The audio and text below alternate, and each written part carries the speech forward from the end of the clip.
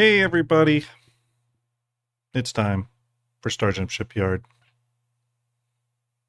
It's me, Grim. Nice to see you all. Hope you're doing well. It is Thursday, 6 p.m. Eastern. Nice to see everybody. Why are we doing a Shipyard stream tonight? Well, it's a good night to do it.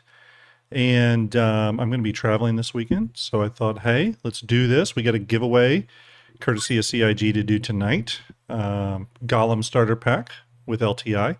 So we're going to do that. We're going to do some other stuff. We got a lot to talk about. Obviously, patch 4.5, Dawn of Engineering drop. So pretty exciting for the ship nerds out there like myself. So a lot to discuss there. The question bot is running. So if you have a question, you can just put question somewhere in there and the bot will pick it up. Thank you, Piggles. And we'll do some Q&A tonight and all that kind of good stuff. Okay.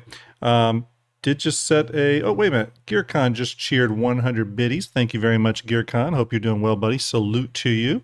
It's nice to see you. Gave so much and was so generous this past year during St. Jude. So great to see you. Truther, I believe I saw you in chat. Truther, make sure you reach out to me via Discord. I had a little issue with your ship, but I think we fixed that for Fleet Viewer. I know it's super delayed, but I'm on it. And I got a little consolation thing for you. So yeah. Anyways, we got a lot to talk about. Again, question bot's running. Feel free to ask anything you want tonight. Pretty open-ended. We just did 2 episodes, one on the Galaxy, one on the Ironclad. We're going to do a lot more content on upcoming ships this year. Tonight, we're going to be mostly focused on engineering, but you can also ask anything you want about just ships in general. And we will do our giveaways. But let's go ahead and kind of get to all that. I do have a couple of links I need to pin to the top of chat, though. If you want to get in on the, am I prepared for any of this? Probably not. If you want to get in on the Golem starter pack, again, this does include a game package, does have LTI. This is courtesy of CIG. If you want to get in on that, all you got to do is go to the Gleam link that I just posted down there in chat. Okay. Real easy to get in on that. That ends at 7:50 Eastern time. So in about an hour and 50 minutes. Okay. When that ends, we will do this giveaway. Okay. Pain and Hate says, question, are you partnered on Twitch yet? So we've more than met the metrics, Pain and Hate, and I have applied. We're way over the metrics, actually, thanks to you all. I have applied. They just haven't got back to me yet. It's been about 2 weeks. Usually they get back to you within about that time, so we'll just have to see what they say.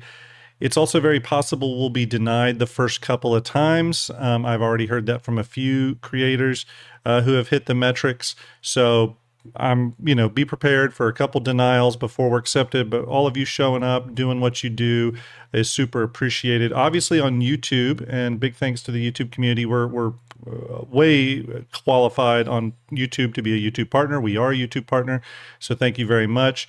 Those of you watching on YouTube, though, if you also have a Twitch account, open it up on Twitch as well. Just mute one of them. Twitch trying to get those numbers up so we can hit Twitch partnership. We'll be partnered on both, but hey, we'll see how it goes. We're just having fun here, right? So yes, feel free to ask questions tonight. Golem giveaway, I posted the Gleam link for that, so make sure you get in on that. There's that Gleam link one more time. I'm going to give that away in about an hour and 50 minutes. I'm also doing another giveaway tonight. This one's a little easier, okay? I do have to do a little bit of setting up, but we're going to do this one the old school way. You know what we're all going to do. You will have your choice of either an Elysium patch bundle, as seen here. Okay, somehow, for some reason, really small. Mr. Exotic Viper, all you got to do is go to that Gleam link, and there's a couple of ways to enter. Super easy. Doesn't cost anything. But the other giveaway we're doing tonight, the winner will get a choice, okay? You'll either get the Elysium patch bundle, or you will get the new Disrupt patch bundle that contains this Disrupt or Dazzle camouflage on both the Aegis Gladius as well as the armor and gun. Okay, so you'll get to choose between these two on whichever one you want. I have both of them in the hangar prepared to give away. How do you enter that? Well, it's very, very easy. I'm going to go ahead and let you all know. You can enter on both platforms, but if you're over on YouTube, all you got to do is go to the link pinned to the top of chat. Okay, I'm going to pin that now. That is one of my new player guide videos. All you got to do is leave a comment there. It can be a single one-word comment. Hello, how are you? Whatever you want. Leave a comment there, and I'm going to pull a random winner from that. Okay. Now, let's see here. I'm gonna give you all a choice for the Twitch side of things. Okay. For you Twitch, for the Twitch community here, how do you want to do it? Do you want to do it through Stream Elements where you buy tickets, or do you want to, do Stream Racers? If you want to do Stream Elements where you buy tickets, do 1 in chat, press 1. If you want to do Stream Racers, do 2, press 2. And we'll see, we're not doing a full-on poll, but we'll just kind of see what people say here.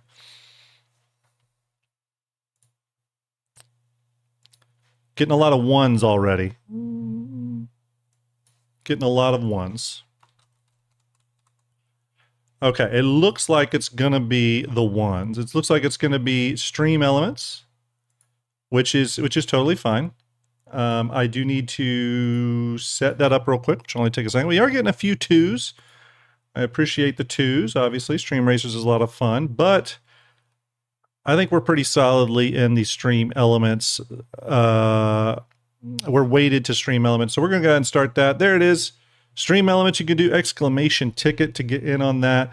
Again, that will be for the patch bundle. Again, patch bundle of your choice, either Disrupt, camo patch bundle, or the Elysium patch bundle. Okay, and if you're over on YouTube, you go to that link, share the new player, or go to the new player guide video, leave a comment, and you'll be able to get in on that. Okay, I'm gonna take both the winner from the Stream Elements, the winner from the random YouTube comments, put you in the random wheel of names, or we're gonna spin it like we always do. The winner gets the patch bundle of their choice. They have 2 days, by the way, to claim that. 2 days. Okay.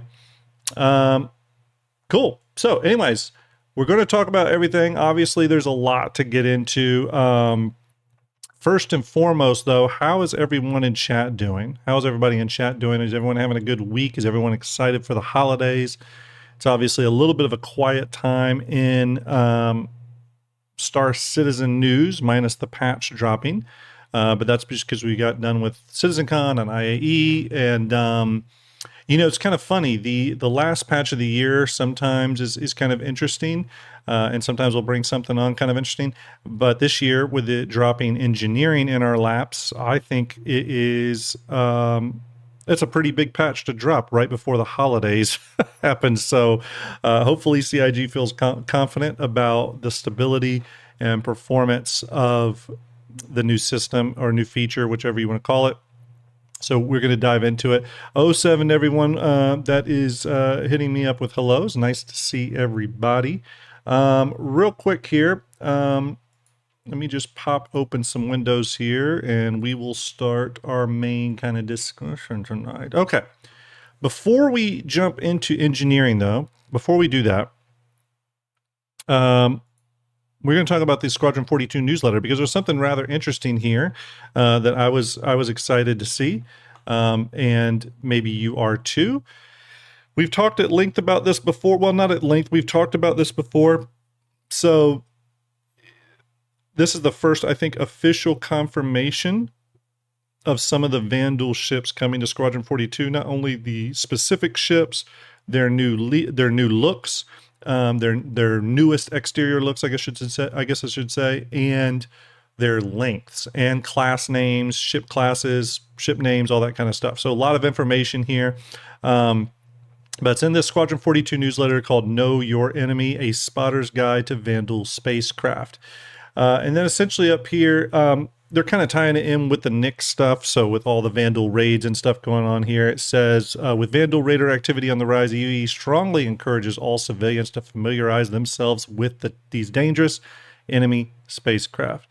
so they may recognize incoming threats and immediately take action. You know, this is obviously a little bit of marketing speak, lore speak here, but it really does apply to being in game as well. You're going to want to be able to identify enemy ships at distance, not only by locking onto them, but by their silhouette, and know what you're up against. So always pretty cool. This image here, you can download it. I already have it prepped right here.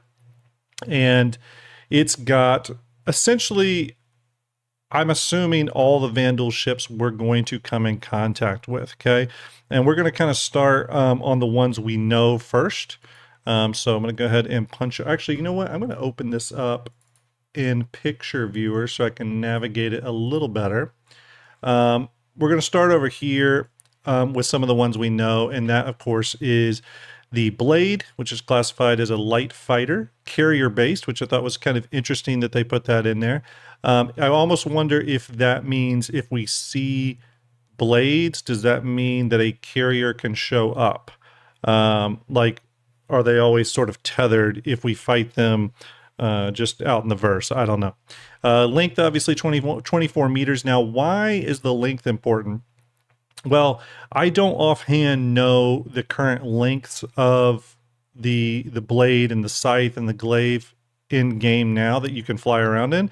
But remember, these are the new looks. These are the new designs that you're seeing here on this this ship poster, I guess you should call it.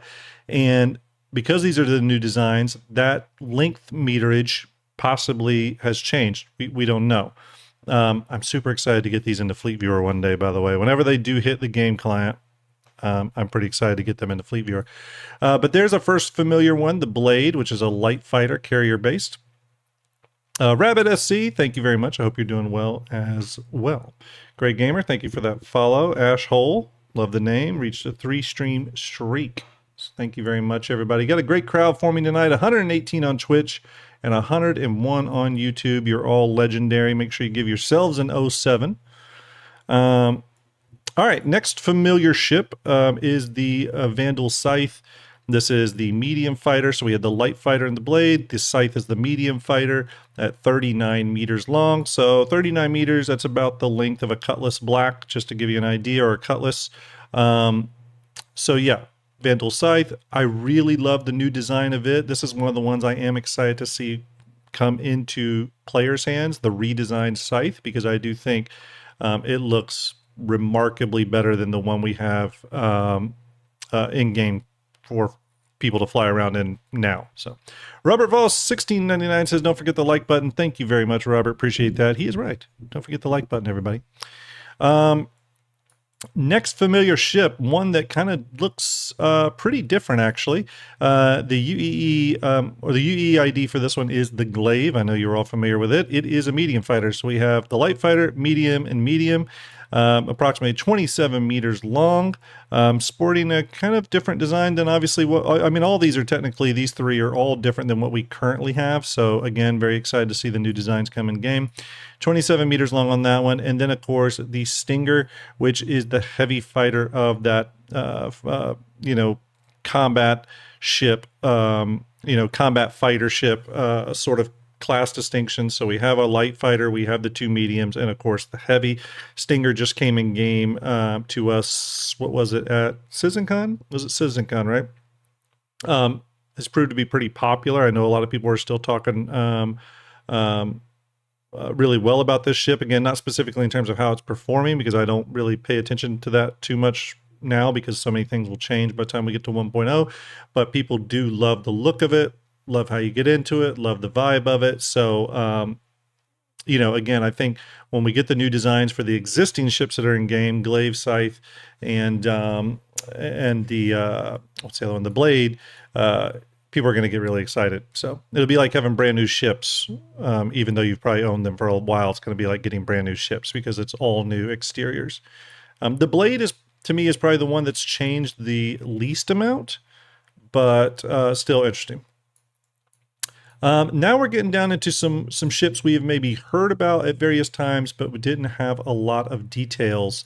And that we'll start down here with the Void bomber. So this is the Void class is heavy bomber. Length is 124 meters long. So this is Carrack length right here, or ironclad length. It's around that that scale here. So again, when we're going through these ships, I'll try to give you some scale references for them, just so you sort of know, you know, whereabouts this ship is sitting in terms of overall size. Okay.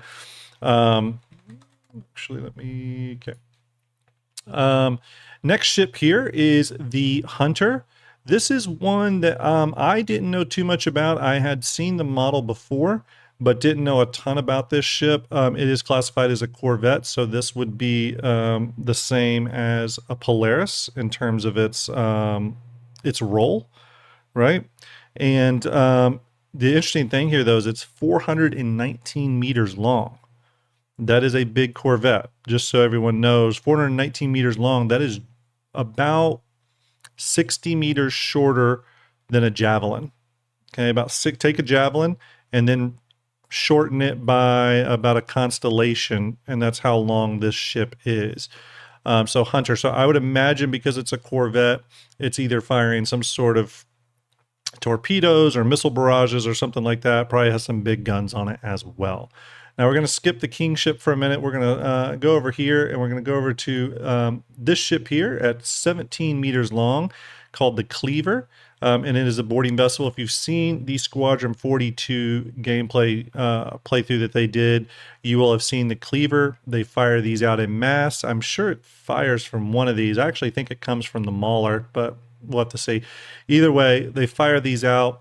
You see these big spikes here on the front. It rams into enemy ships, drills into them, and then a boarding party goes from the Cleaver into your ship, and where you have to then engage in FPS combat.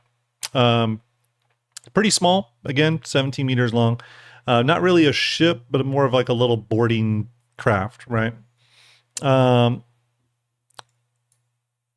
Yes. VMXEO says there's a Cleaver in the QV station in Nix too. Yes, there is. There is a Cleaver there. That is a Cleaver. The next one is really interesting. I want to talk about this one for a minute. This is the Mauler, classified as a cruiser. Now, the Mauler has changed a little bit. When we first, actually, let me go.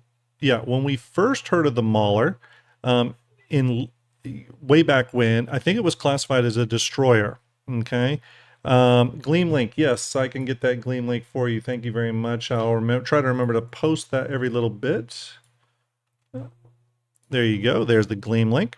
The Mauler, though, we originally thought it was a destroyer. I think it actually been even referenced and called a destroyer in a previous video, or a previous still slide or something that CIG released. Now, the interesting thing with this, though, is back when it was called Destroyer, many of you will remember that I said, oh, this is going to be somewhere in Javelin size category because it's a destroyer. Well, it looks like now it's classified as a cruiser. I'd love if CIG had put what their sort of definitions of those classes are, especially for the Vandal, because maybe they're different than the UEE. But the Mauler, identified as a cruiser, is 486 meters long, so almost the exact length of an Aegis Javelin destroyer. Okay, many of you will know that the Javelin is a very, very large ship. It is a little over 2 Idrises long. This is the same length, and again, I would imagine a cruiser has advanced weaponry on it in the form of turreted energy weapons, possibly ballistic. Probably has a huge assortment of missiles on it, and I would imagine has PDCs out the wazoo. The big question is, does the Mauler have parasite craft or fighters, on it that it can deploy? We don't really know that, but here's the interesting thing about the Mauler.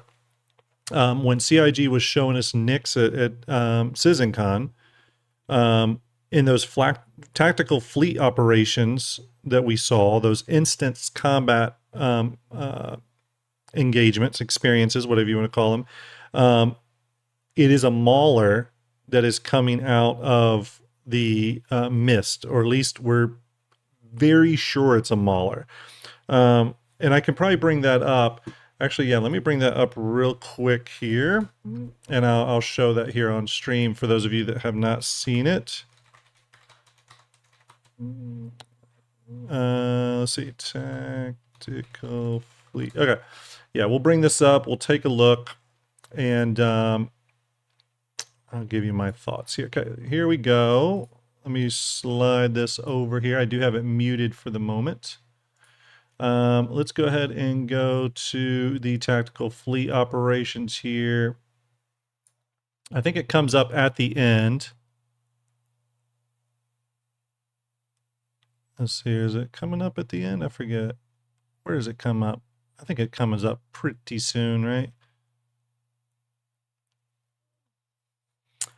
Hey, Jay Blingham, hope you're doing well. Let's see if we can find it. If not here, then I know where we can find it. I know where we can find it. Just a minute. What am I thinking? Just a minute, everybody. We can find it here. In the Perseus trailer, actually, you will see a Mauler, okay? And you'll see it here at the very end when the Vandul arrive. There, we're seeing it. You can see how it kind of has on the front. Let me slow it down just a tad. Oops. Playback speed. Yeah, we'll go down. You can kind of see on the front how it has this sort of interesting nose here. If we go back to that shape is right here on it. You have the two big nacelles that stick forward. They actually go a little bit forward than the actual nose of the ship, and you can see that here as well. That's why these two nacelles are a little bit darker, because they're coming through the mist further. So what you're seeing here is the Mauler. Okay, so the ship that comes out of this is a Javelin-sized Vandul cruiser. Okay, I'm imagining that weapon on the front is some sort of big energy beam as well. So that is probably something we'll have to deal with. So if you were curious if this ship from the Perseus trailer was actually coming into the game at some point, from all the information we have, yes, it's going to come in the game and will be a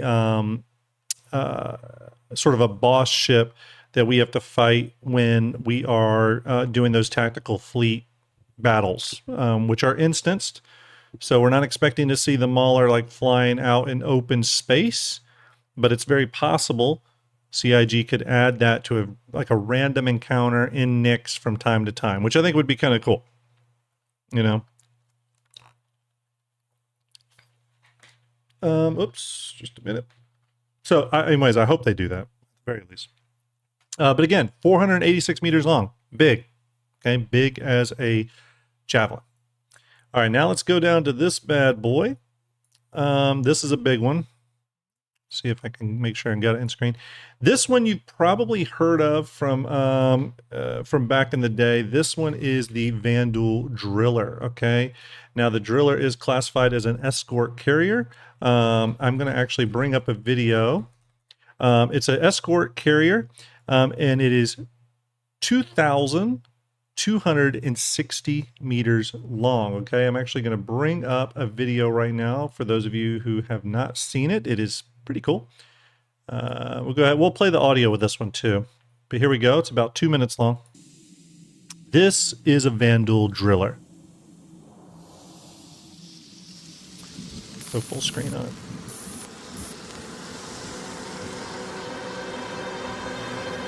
Hey, Destroy.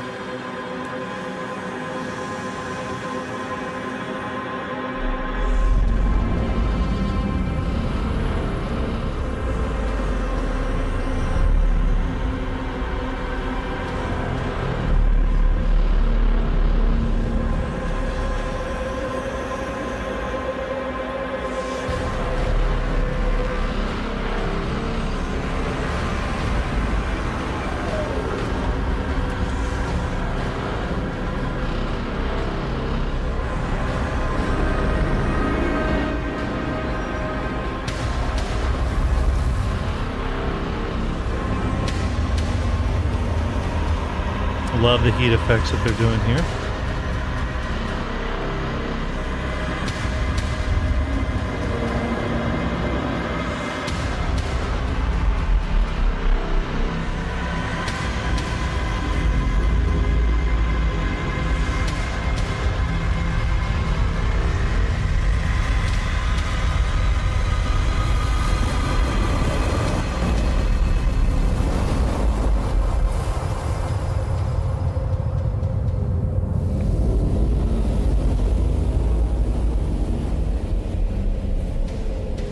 Very cool looking ship.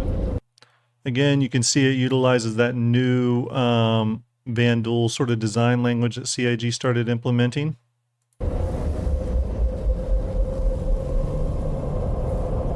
I love the engine effects on the back of these large Vandal ships as well. That is something I can't wait to see in the verse. And this is a pretty old video, by the way.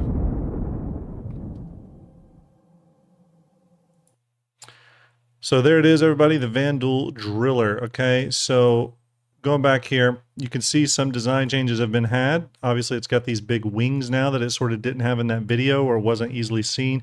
Again, 2,260 meters long. I want to point out real quick in terms of how just big that is. Give you a little bit of a reference point here. So again, 2,260 meters long. Our last information on the Retribution was that it was 2,700 meters long. Okay. This is the Retribution right here. So what does that mean? That means that the Vandal Driller is exceptionally large. Okay. If, again, we're reading the numbers correctly, which I believe we are, this is sort of the real first confirmation we've got that the driller is that big. Okay. Again, flip back over here to it. You can see right here it says 2,260 meters long. It's not much shorter than a king ship. I mean, it's considerably shorter, but not much shorter. I mean, I'll go back to the image here. I mean, these other ships up here are an Idris, a Kraken, and a Javelin. Nose to nose, they're not even half the length of this thing. Like if I, let's see here, move to back. If I took these and put them nose to nose, I mean, we're not even halfway the length of the Retribution. So that gives you some indication on how big the driller is. And these are ships that, again, we are going to, we're going to deal with in the game in Squadron 42. So a very, very big ship is where I'm going with this. Now I'll go back to that image. Actually, let's go back here. So that is the driller. We'll have to see and it's an escort carrier. So you would imagine this ship carries a lot of fighters, glaives, stingers, scythes, all that kind of good stuff. Okay, someone said add a bangle. We can do that. That's a good idea. Let's add a bangle. I kind of meant to do that, but forgot. There is the bangle. We'll put it right there. And move to back. I want to be able to lock certain layers. That may be something I need to talk to Starlet about. But anyways, you can kind of see that scale there. Pretty wild. I had no idea that the driller was that big. Okay, so that was a big surprise to me. I always thought the driller was around 990 meters long, bangle size. So that's pretty wild. Okay. Now, Drip says it's considerably shorter than a king ship, but yeah, I mean, it is considerably shorter, but what I'm saying is that in the scheme of the other ships that are being talked about here, the driller is the closest in comparison to the king ship for sure. I mean, I had no idea that it was 2,260 meters long. Remember, that's over 2 bangles long. Okay. And then, of course, the last ship shown on the chart is the Vandal Kingship. It is a carrier flagship, and this is much like the Bengal carrier for Admiral Bishop is in Squadron 42. It is the flagship of the fleet, and it is 3,445 meters long. Okay, that's long, 3,400 meters long. I haven't done this yet, but I wanted to check it out. We're going to add one more thing here. We're going to uncheck official only. So just to give you an idea, okay, just to give you an idea, the Kingship is only slightly shorter than Port Olisar in length. Only slightly shorter. Okay. Relative, right? So Olisar is 3,945 meters long. I think we all miss Olisar. And the Kingship is 3,445 meters long. Pretty wild. Again, a lot of this stuff we had known about these ships. I think all these ships we had heard about, and to some degree, we'd heard about the Mauler, the Hunter, the Void Bomber, the Driller, all that. We just really didn't have a good understanding of their classes and their lengths. And obviously, it's pretty clear CIG has adjusted some of that, because I actually, in that original trailer showing the Driller, I don't think it was meant to be 2,240 some odd meters long, right? Or however long it is. 2,260 meters long. So I think over the course of the last few years, CIG building out Squadron 42, it was, I guess at some point felt that those ships needed to be scaled up, possibly because they represent sort of boss fights, or something similar to that. Spectra EH just subscribed for 2 months in a row. Thank you very much, Spectra. Appreciate that. But I really like the designs. Again, we're seeing the top-down new designs for the first time kind of ever-ish. We've seen hints of them, and we've seen, some silhouettes and stuff like that, but this is the first time we're really seeing their new exteriors at scale. I would have loved if this had been even more detailed, where each one of these ships got its own sheet with both a profile shot, top shot, isometric, sort of like Fleet Viewer does. I think that would have been really cool. So, but anyways, that is the Vandal ship chart. Really cool. Love that CIG released this. The last one they released was on Point of Interest, or the Odin system in general. So I do like that CIG is starting to release some of these sort of fact sheets about Squadron 42 to give us all something to chew on in the lead up to Squadron 42's hopeful release next year, 2026. Right. Real quick here, everybody, do not forget, if you want to get in on the Drake Golem giveaway, all you got to do is go to the Gleam link that I'm about to post into chat. I think it pops up occasionally as well, but go to the Gleam link there in chat and get in on that. If you want a chance at winning either an Elysium patch bundle or a Disrupt patch bundle, all you got to do, if you're on YouTube, is go to the link pinned to the top of chat, leave a comment on that video, say hi, hello, whatever you want on that video. I'm going to pull a random winner from there. If you're on Twitch, do exclamation ticket to get your ticket. I'll pull the winner from there. We'll put you in the wheel of names. We'll spin it. Whoever wins gets to choose which patch bundle they want, either the Elysium or the Disrupt camo patch bundle. Okay, real quick here. We're going to do some questions. We're going to do some questions real quick here just to stay caught up on them. So we'll take them in bunches like we usually do. Let's see here. Bodybuilder. No, sorry, I said that completely wrong. Bodyboarder 22. Question. Because the Ironclad Assault does not have a tractor beam, do you think a Golem Ox or MPV tractor will be good to use with it? Yeah, I mean, honestly, I think an Atlas is going to be good to use with it. Either even just sitting in the cargo area, you open up those big doors, and Atlas can just be targeting out the roof, grabbing stuff, pulling it straight in.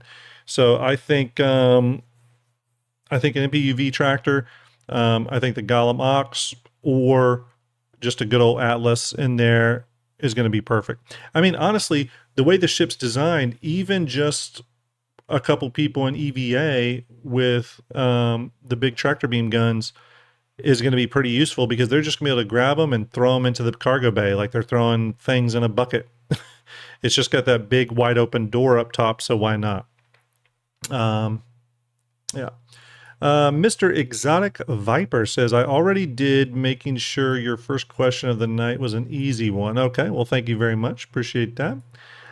Cameron says, question, Grim, if you could have CIG make one ship in your design, what would you have them make?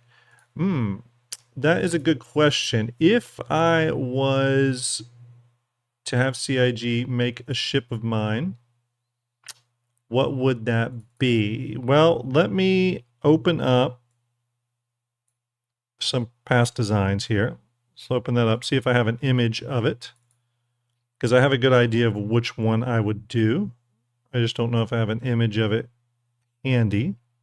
Probably don't. I wasn't prepped for such a good question. Okay. Do I have an image of it? Let's see. Let me see if I have one real quick. Probably don't. So many of you remember a while back we did a sort of a Skunk Works kit bashing episode where I kit bashed an Argo capital ship. Do you remember that? We never fully finished it, but we were kind of going somewhere kind of cool with it. That Argo capital ship is probably something that I would love for CIG to do. It was obviously an Argo capital, but it was focused on ship building. Yeah, I don't know if I have an image of it. I don't know how many of you saw that, but let me see. Let me think about this for a minute. Where would I have that? Where would I have that? Let me find an image for you all. But anyways, it was an Argo capital ship, and it was focused on shipbuilding and repair. But like it could build ship. So essentially, it had a fabrication dry dock on it, and it could build up to like medium-sized ships, I think is what we had sort of sussed out. Let's see. Do I have that? I do have it. No, let's see. Stand by. Do I have any images? Let's see. Do I have any images? I guess I don't. I thought I did. I thought I did. But some of you will remember it because we started messing with silhouettes like this, and we ended up fully building it out in 3D. I could probably open that real quick, though, if we want to just do a quick reminder. It has been a while. The question is, do I still have that thing? I hope I didn't lose that. I really hope I didn't lose that. I'll open it up and we'll see if I still have it. Okay. Let's see here. We might be lucky, everyone. We might be lucky. I might have it here. Let me swing over to my other monitor real quick, and we'll take a look. Because not everyone has seen this. This was a project we were working on for a while. We did it over the course of several episodes, actually. Here it is. This was sort of the Argo capital ship we were making. Let me get it into view here. And the idea was that it was a very large capital ship. You can kind of see, let me turn off the light setup here. Where is the light? Here it is. Yeah, and in many ways it was kind of an Argo Crucible, but it specifically was made to service medium to large ships. Like you can see a Constellation back here, kind of gives you an idea of what scale we were thinking of. And the idea was that these arms could change position. I don't have it animated in this one. We came up with a bunch of names, but I can't remember what they were. We need to go back to this though. But the other idea was that it had this little snub craft that could come out of the top. It was going to be a hangar here. And this little snub craft was that kind of UFO Argo ship that they experimented with for a time. So you can kind of see that here. Again, not fully thought out or anything, but still kind of interesting. Yeah, very Star Trek, mostly beef, but that was kind of the point. I'm a big Star Trek fan, so that was kind of the idea. Is we were doing something along those lines. Again, we just never finished it. Maybe it's something we should go back to. I know that at one point I had done some animation work to it. Spectre says, to be honest, think CIG would do this. Like, is it their style or ability? I mean, I don't. Their style is kind of based off whatever artist works on it. So, real quick, you can see a little bit of the animation. Yes, sir. I will in a little bit. I'm on stream. But anyways, you can see some of the animation right here. Okay. Yes, yes. No, baby. Raina, yours is there, honey. It's right there. There. Okay. But anyways, you can see the actuation here on the arms and how it could go from small to large pretty easily. And we started sort of figuring out this top hanger portion here. I don't think we ever kind of came to any sort of full animation on it, but you could see it was going to have a landing pad down there and kind of all that kind of stuff. So I don't know. Yeah, maybe we need to come back to this ship. I know a lot of people really enjoyed the streams for it. I think we measured it out and it was like 200 something meters, 200 meters. Does anyone in chat remember? I can't remember. 200 something meters though. By the way, that was my daughter coming in asking for the VR headset. All right, here, let's see. Let's get back to our question. Oh, there's this. Shimpasta says craft, capital, repair, assembly, fabrication, transport. I like that. I like that. Yeah, we had a lot of good ideas. People had posted a lot of really cool a lot of really cool naming conventions for it that were pretty neat. All right, more questions here. So I guess I would have them make that. That would be my answer. Simon Wolf says, is one free year of Arena Commander included with Squadron 42 a good way to raise the conversion rate to Star Citizen players? That's a good question. I think a better way to raise the conversion rate to Star Citizen would be that for every, in every Squadron 42 game package, you got a little starter ship just free for Star Citizen. I don't know what starter ship that would be or which one would make the most sense. Maybe a cutter or maybe, or maybe like a C8X or like a C8 Pisces or something. I don't know what that ship would be, but I think a starter ship, a general purpose starter ship for Star Citizen included with every Squadron 42 purchase, I think makes a great deal of sense. Robert Voss says Aurora Mark II. Yeah, that would be kind of cool. So I do think that that is something they need to include in every Squadron 42 game package they sell or game they sell. Even if the person, again, has no intention of ever playing Star Citizen, by giving them that starter ship that allows them to jump into the game to try it. Okay? And then if they try it and they like it, they'll just keep coming back for more. You know how it goes. I mean, we're all here, I think, because we like the game, right? Let's see here. Pain and Hate says, are you going to try the VR tech? So I did try it. Do I have? So yes, I did try it. I have the Meta Quest 2 or Quest 3. I tried it with the Quest 3 here, and it did really well. I had no issues. I'm not even like a VR aficionado or anything. I don't like do a lot of VR, but even it was even easy for me to set up and get running. The only issue I had was that it the mini map and some of the mobiGlass UI stuff was like crammed in the middle of the screen. Now I have since heard that if you go into settings under VR, you can actually adjust all that. So I've given my opinion on VR. It was really, really cool. I hope they do more with it. It was a lot of fun to play around, and one of the biggest differences was flying. Flying the Corsair around New Babbage was just really wild. It felt like a whole new experience. So I highly recommend it if you have access to VR. A couple more questions here, then we'll move on to our engineering discussion. Questy83 says, question, do we know if Squadron 42 will include any of the stuff coming to Star Citizen, such as crafting, engineering, any amount of free range, VR, etc.?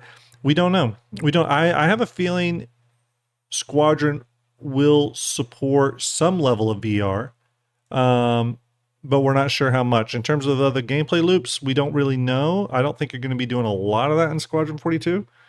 It's a good question, though. It's a good question, but we don't really know, though. All right, 2 more questions, and we will get back to we'll go to the engineering discussion, and then we'll get back to questions a little later. Rabbit says, Grim, do you think we'll see a Vandal small, medium, and large multi-role, the likes of a Cutter, Cutlass, or Corsair?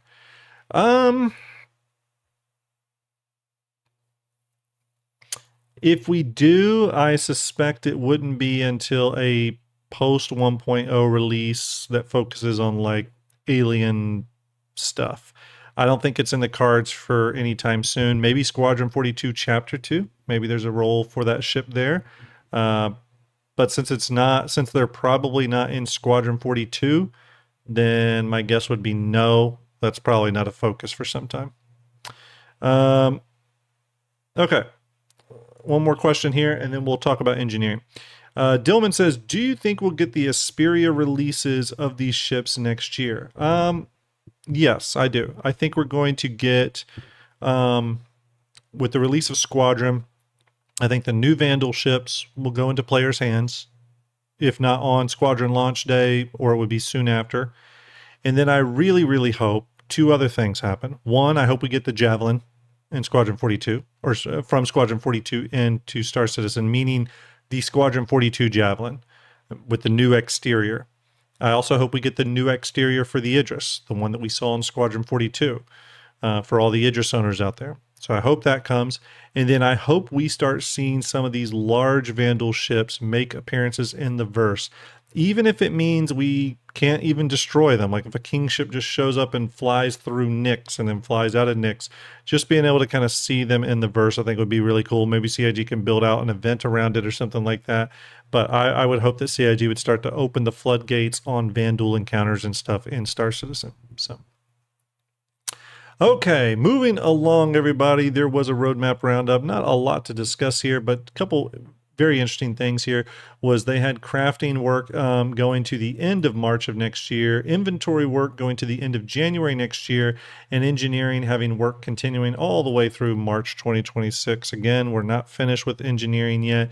We do know things. We're supposed to get things like gravity control and other things coming to engineering. I thought the interesting one here, though, was inventory. We've all heard about the inventory rework in Star Citizen. They've showed us some images of this. To hear that is probably coming in January, or that work will wrap up in January, and maybe we will see that come into Star Citizen sometime after. Could be soon after, could be later next year. Either way, knowing the inventory stuff is being actively worked on and hopefully has a light at the end of the tunnel is great to hear. The clumsiness of the inventory, in my opinion, is one of the biggest sources of friction in playing Star Citizen now. And there's a lot of sources of friction in playing Star Citizen now, but this is one of the biggest. Is just working your inventory, both in your ship, on your person, in your hangars, all that kind of stuff. So yeah. Okay. We're going to go into some engineering talk real quick here. Let's look at the dawn of engineering, Star Citizen Alpha 4.5. Really excited to see what 4.6 is going to bring us. I feel like 4.5 was once we heard the engineering was coming to 4.5 and coming in December, that was a bit of a surprise to me, but I'm glad CIG got it out this year, even if it was the last month of the year. Again, it says here, engineer, enjoy your journey, prepare, manage, react, maintain. These are the core tenets of any successful engineer. The efficiency, health, and lifespan of your vehicle are now in your capable hands. Whether you're solo trundling across Daymar or exploring Nyx in a multi-crew behemoth, observe and care for your vehicle with quick instincts, brilliant strategy, and nerves of steel. Now, there's a couple interesting things from this little quote. The first one here is, these are the core tenets of any successful engineer. I really hope we see CIG build out the role of engineer a little better. And that needs to be done on several fronts. I think there needs to be engineer-specific gear that allows them to do their job easier. So, for example, we've often talked about on this stream engineering helmets that have some of the stuff that's on the engineering console displayed on the HUD, so you can see where those danger areas are, get quick maps to those locations of fire and stuff like that. I think it would be really cool. But sort of building out that role. Another one would be permission systems. So engineering permission systems, all that kind of stuff. The next one here is the efficiency, health, and lifespan of your vehicle, now your capable hands. Now, again, I've said this multiple times, but in the past, our vehicles got us from A to B. That's what they did. They got us from A to B. They helped us kill some people. But that's generally what we used it for. And that was great. But what engineering is doing is that they are making the ship itself a gameplay loop, and one that needs to be engaged with. Now, the balance issue here is how much of this gameplay loop is active and how much of it is passive, right? And the balance CIG is going to have to do, and this is my own opinion, I'd like to hear what y'all's thoughts are on this, but for me, I think any ship you should be able to do, or you should be able to set up as an active engineering gameplay loop or a passive one, right? Great Gamer says the Fleet Viewer is amazing. Well done. Thank you very much, Great Gamer. Appreciate that. Let me grab my drink here.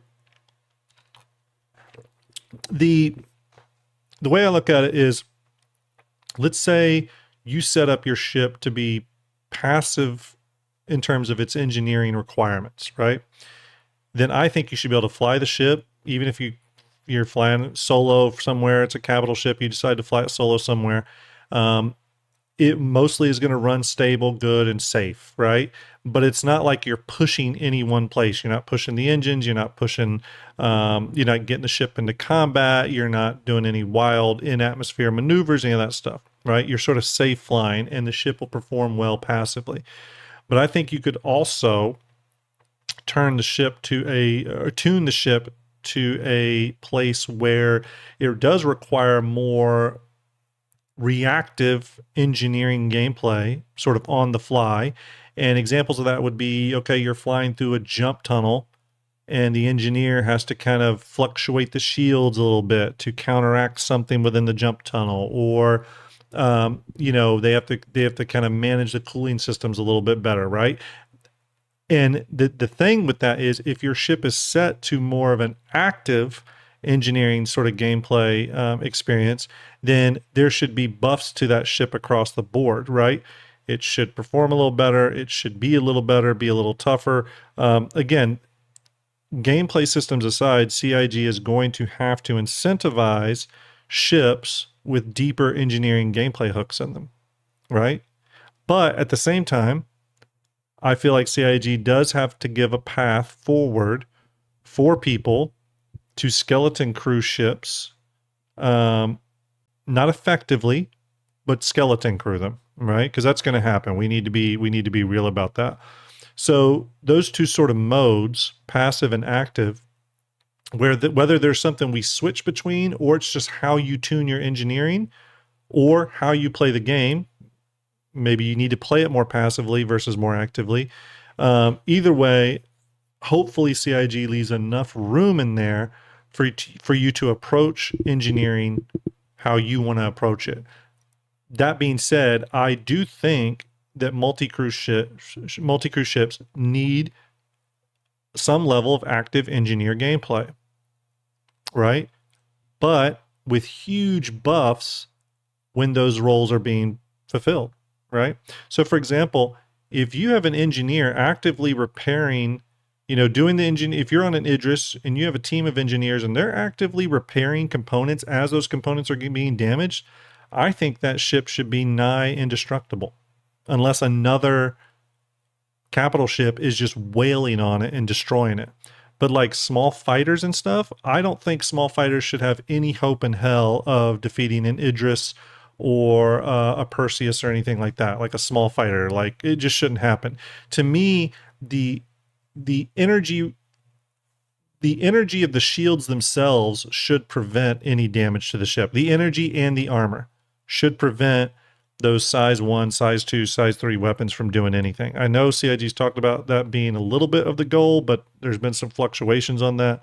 I'm going to kind of see where the dust settles, but they've got to incentivize these large capital ships. Well, not even just capital, large multi-crew in general, medium, from medium, large to capital, multi-crew ships. They need to incentivize the usage of a crew on those. And that's going to have to come through just buffs across the board. You know what I mean? They have a video here. We will watch it real quick. Go ahead and hit here. Oops. Let me back it up. We'll watch the video real fast.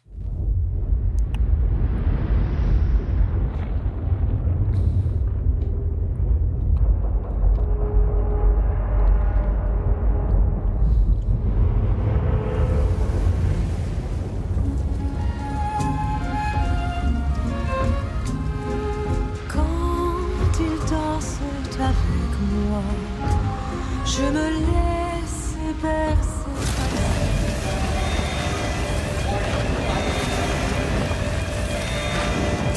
Warning, fire detected.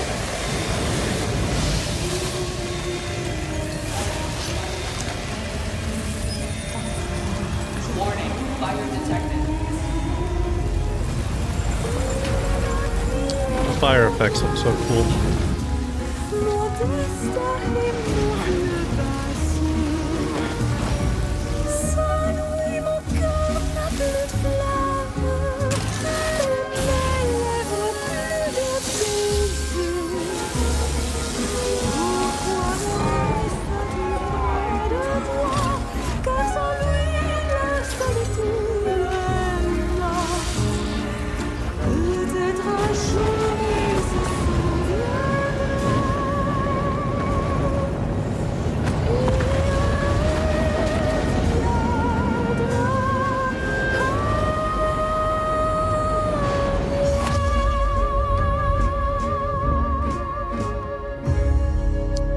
There's the engineering trailer.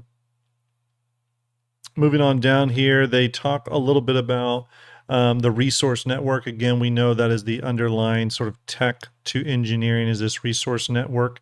This is something that's been talked about inside Star Citizens and Star Citizen Lives for years now. So again, nice to see. It's always nice, I'm sure you all would agree, it's always nice when you see these long in development systems just get like finally release. You know what I mean? It always feels like, okay, we've finally crossed another milestone, right? That's just not forever in development. So again, nice to see that happening. By the way, thank you for the follows, everyone. GearCon just came out, 5 community subs. GearCon, everyone give GearCon a salute. He's sending that javelin overhead with his subscriptions tonight. Salute to you, GearCon. Obviously a massive supporter of STARJUMPs and helped us out so greatly during St. Jude last year, offering up so many awesome ships for giveaway. Again, really appreciate that. GearCon, hope you're doing well, buddy. Thank you for those subs. And thank you for the follows tonight, everyone, as well. RD Knight, Rick and Rip, like that name, Matrix, Yeti, see, JSDGRGB, Glocks, Gray Gamer. Really appreciate the follows tonight, everybody. You're all incredible. Thank you for that support. Great showing tonight, too, by the way. 214 on Twitch with no raids. That's incredible. and 190 on YouTube. Always kicking ass, both communities. Thank you very much. Next, fire hazards. This was something, Citizen Zombie, thank you for the subscription, buddy. Salute to you. The fire hazard stuff was something that, I'll be honest with you, I thought CIG was going to turn off for the release of engineering. There were some performance issues in the Evocati with it. I just thought for sure, as a matter of fact, every time I played Evocati to check out engineering, fire was always invisible to me. I could never get it to display. I thought for sure that they were going to turn it off. Nice to see that they didn't. And there's obviously multiple ways to interact with that via venting and using the fire extinguisher and all that kind of stuff. Next, we have care and repair. This is the repair system. Again, hopefully we'll see more of this coming with bigger gameplay loops in the future. Hopefully ships, essentially reverse salvage ships in a way. We know we have the Vulture and other, the handheld tools, but hopefully we'll see repair come in from ship-based systems very, very soon. I'm actually starting to think we may get our first engineering ship next year. Originally, I didn't think that, but, the trailer that we saw for engineering had a lot of examples of repair gameplay in it. So who knows? Maybe we'll see that. I think there's probably a bigger conversation that some of us ship-focused people will have in relation to that. We know we have 2 repair ships currently in concept. One's a Crucible, one is the Vulcan.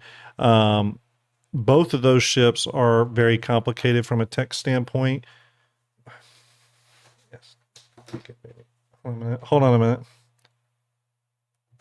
Can I check later, please? Okay.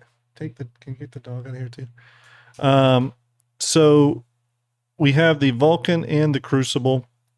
The Vulcan drone based, and the Crucible is just a very complicated ship in need of drastic reconcepting. So I think it's going to be a while before we see both of those ships. What I do think though is we could see something very much like the Vulture, but just the reverse version of that, right?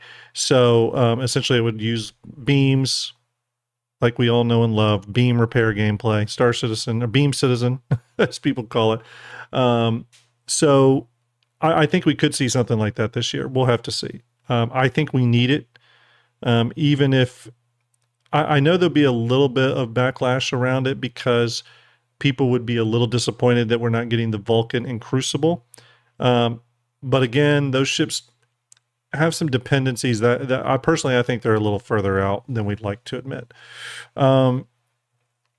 Obviously, though, you can do the repair gameplay with the Cambrio, the Cambrio SRT and stuff like that. So, yeah, and you can kind of see that happening here. You can do it with those handheld tools, repair those components. So some level of repairs in game, I would just like to see it be ship-based for some of the larger ship exteriors. Protect and effect. Now, this was probably the biggest surprise, I think, for a lot of us, was that armor came into the game. Now, I still don't think this is a full armor implementation, because I think armor is going to have roll-on effects that tie into Maelstrom. And just in general, we don't know how Maelstrom is going to be affected by armor and damage and ballistics and all that kind of stuff. So there's still a lot to come from all this that's going to change. But we did get armor. Essentially, it is another health pool, right, that has to be kind of whittled down. But armor is in, which is exciting. Again, shows you that some of these things that have been long talked about are still coming, are still planned. So now they do have some beyond engineering stuff here. It says here, alongside the milestone release of engineering gameplay, Alpha 4.5 ushers in a host of other upgrades across the galaxy, from smarter enemies and sharper visuals to loot refresh and additional Wicklow rewards. So a couple other things here, rendering and graphics.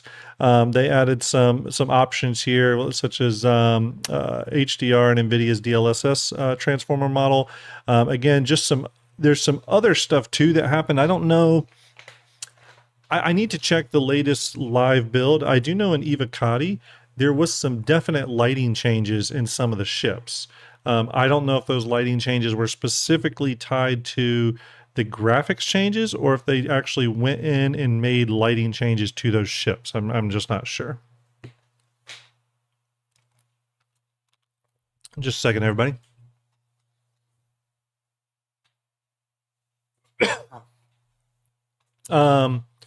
There was some improvements to FPS. I'm not sure what those improvements are, but says here we're taking FPS combat up a level with smarter NPC decision making. So again, additional NPC work. This is something we see quite frequently in the monthly reports. As a matter of fact, most of the monthly reports is dedicated to AI and NPC stuff. So nice to see that stuff again coming into the game. There was a loot refresh. Said loot refreshes are happening all over the verse at various sandbox locations, including Align and Mine, Stormbreaker, Dark Territory, and Welcome to Nick. So again, a lot of those events that we had throughout this past year. So I'm guessing the loot pools are just being changed, adjusted, maybe new things added, and all that kind of good stuff. And then, of course, new Wicklow ships, obviously controversial subject, Wicklow, but they're bringing the L-21 Wolf, Raft, Prospector, Asgard, and, of course, the Aegis Idris. How do you all feel about that? What's the feeling about the Aegis Idris being something you can grind for via Wicklow? Thoughts on that? And then, of course, the Disrupt Camo Patch Bundle launched with this. Again, this is one of the options you'll have for the giveaway tonight.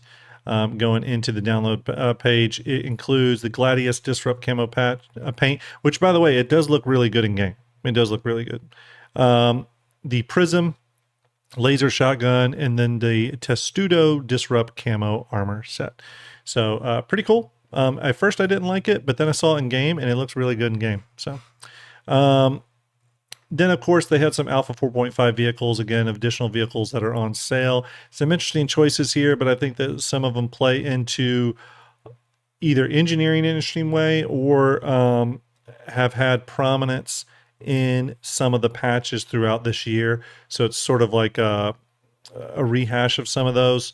And I'm sure in January we're going to get, in case you missed it, sale that will have a lot of this past year's ships as well. But A2 Hercules, the Apollo series, for those that wanted to grab that, C2 Hercules, Anvil Carrack back up for sale. The Corsair, I know a lot of people were having fun with the Corsair in VR. I think some of the Drake design language stuff just comes through really well in VR, by the way. I can say that by my own experience.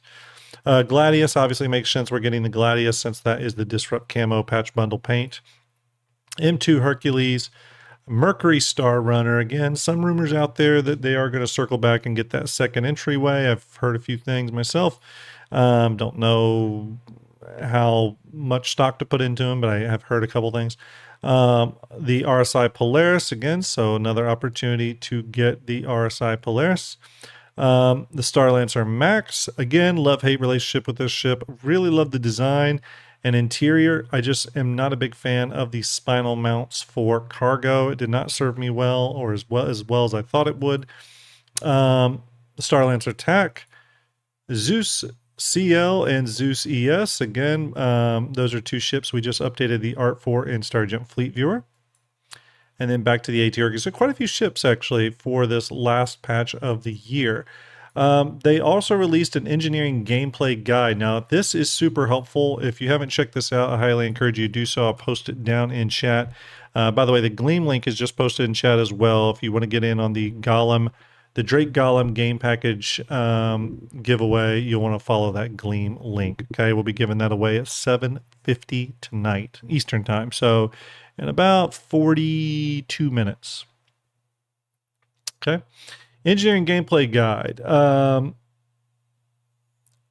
We won't read through all this, but it kind of goes over things that are important to know from a holistic standpoint, a game design standpoint. It also familiarizes you with the tools that you're going to need to interact with engineering and sort of what the role of the engineer is, right?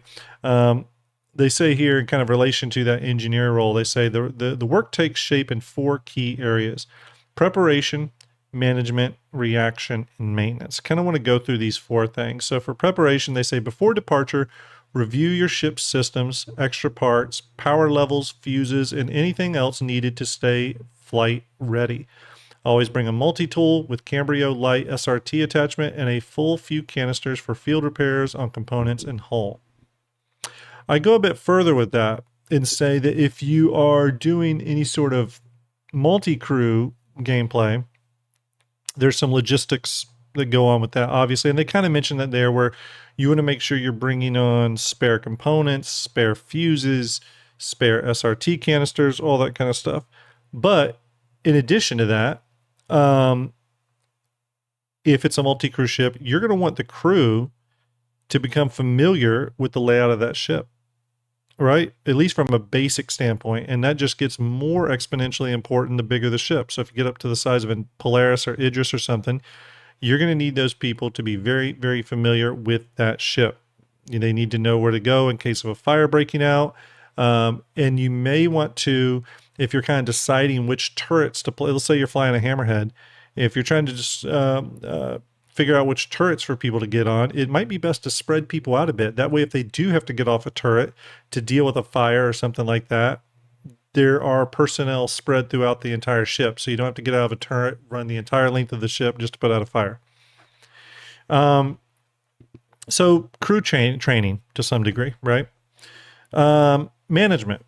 Distribute resources throughout the ship to achieve the operational profile you need. This can be adjusted in flight or swapped using presets. So in the engineering console, there is an area for presets. So you could set up different presets, right? You can maybe set one up that is for taking a lot of damage and being able to get out of dodge. You can maybe set one up to be more of your brawler combat build, etc. Right? So hopefully CIG is able to bring even more nuance with those presets that include things like subcomponents in the future. We'll have to see. Personally, I hope that the subcomponents that will eventually come to components will give us the ability to tune components beyond just what their factory defaults are and beyond what just the engineering console could do. I think that would be really cool. And then you could control those subcomponents through the engineering console. While it's good we have the little bar that we can kind of put points in and stuff, it still feels a little simplified. I would love some additional tuning, right? Like imagine for the engine output, the power plant output, imagine if you could tune that curve to get like some like the perfect engine output in different systems or different atmospheres, etc. It could be fun. Could be cool. Third, reaction. Address unexpected issues as they occur, including repairing, replacing, rerouting, or putting out fires with a fire extinguisher. Yeah, not much to say about this. I mean, I think the big thing with this is if you're running the engineer role, it would be nice to have engineering gear that you can further plug in to the engineering console to get further information right on your HUD. I personally don't know if CIG is going to do anything like that, but it's been talked about on multiple content creators and streams that I've been on, where it feels like people really do want some engineering gear that enhances the engineering gameplay loop. So we'll have to see. But again, I think that would be really, really cool. So just 1 minute, everybody. Okay. Last, maintenance. Plan ahead for eventual failures. Store critical spares and counter long-term wear. Coming in a later patch so the ship can fly for as long as possible. Now, we talked about this on a past stream before. Ships currently get induced wear on them just from usage of the ship. The more wear, the more apt the particular component or something is going to fail. One of the things we talked about was giving ships or giving the engineers some way to punch in some sort of diagnostics mode. And when you went into that diagnostics mode, it would allow you to do diagnostics repairs on those components to keep their wear and tear levels at a minimum so that you can kind of keep flying the ship indefinitely, right? And maybe you need to bring certain tools on for that. Maybe there's little diagnostics cards or updates, or I don't know what the form that would take, because CIG may want to turn that into a little bit of a gold sink. But whatever that would be, that would be really interesting. I'd like to see something like that. Going on to tools, they highlight the Cambrio SRT. Again, that is that large repair gun. The Cambrio Light, which is your the smaller version. And then the RMC canisters for those weapons, or not weapons, those tools. And then, of course, the fuses. The fuses are essentially what plug into the relay system. Again, previously the fuses would, if fuses were removed, they would completely shut down power to the ship. Now it doesn't really work like that. Now the removal of fuses just takes away the amount of power you can give that particular item and remove some of the control level you have in power adjustments. So, and then of course extinguishers, that is how you put out fire. So, Sandgroper says fuses aren't sold at enough locations. Yeah, I've heard that. I could see that being something they change. I mean, again, I still think some items like that you should be able to order from your hangar and they're delivered straight to your warehouse that you can then pull up via the elevator. I know it would mean that players aren't moving around the landing zones as much, but it would really, really be a big quality of life thing if you could order things from your hangar to be delivered. So, yeah, and Gin and Tonic brings something up there, which I think is great. The fuses will be as a level 0 craftable item. Yeah, I imagine they would be, right? I'm shocked that they're not already craftable, or are they craftable already? So yeah. Engineering items. Obviously, we have the components. These are what you're going to be working with. They do fail. Grey Gamer says they are craftable. Okay. Components fail. They catch fire. They get damaged. These are what you're going to be repairing. Okay. Relays. That's the relay system. Again, link systems together and allow resources to travel through the ship. Relays come in various sizes. The MFD power and diagnostic screen. You've seen these all throughout engineering sections and spread throughout ships. These are the MFD powers. So these are the way you can adjust power levels via your power plant to different systems in the ship, whether it be weapons, shields, engines, coolers, etc. And then, of course, the engineering console, which is sort of where you control the engineering gameplay loop. You're able to get all the information about where system failures are. You have a good amount of control over the ship too, in terms of doors being opened, closed, locked, systems being turned on, off, etc. And again, more to come, right? Like gravity control and things like that. So then they say here, what are components? Components provide the main functionality for all major vehicle systems. They are the core organs that keep the ship flying. Engineers and crew must ensure that all the components remain operational to keep the features of your ship active. Okay, so they list a few of those here. Power plant, obviously this is how your ship gets power. Pretty straightforward. Radars, we don't have these in-game yet, but the space is there for them. This is what identifies targets and signatures around your ship. Coolers, these ensure all other components remain at operational temperatures. Remember, heat is in the game, right? Artemis, hope you're doing well. Utility items. These would be specialized things. So these would be your salvaging arms, your mining lasers, all that kind of stuff. Shield generators. Generate a shield protecting your ship against offensive weaponry. Pretty clear on that. And it protects you from things like rocks exploding and stuff like that. Quantum drives, which allow a ship to enable their nav mode and gain incredible speeds to enter quantum.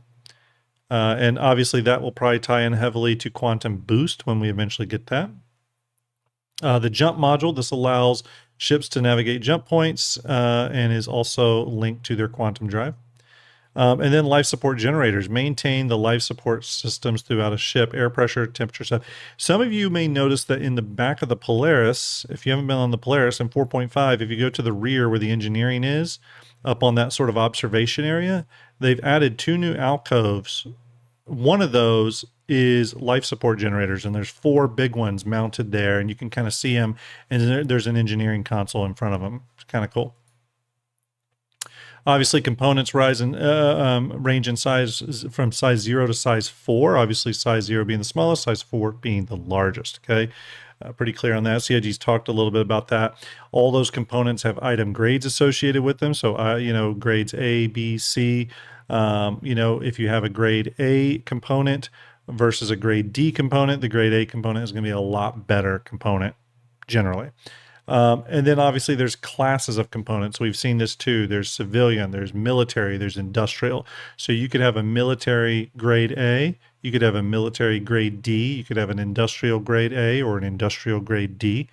And this down here kind of shows, and it's really great that they showed this. This kind of shows where each one of those classes of components, what regime they play in when it comes to things like heat, heat, max heat, mass, signature, all that kind of stuff.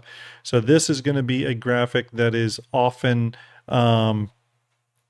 referenced, I think, for people that do serious engineering work, right? Alex, thank you for the follow.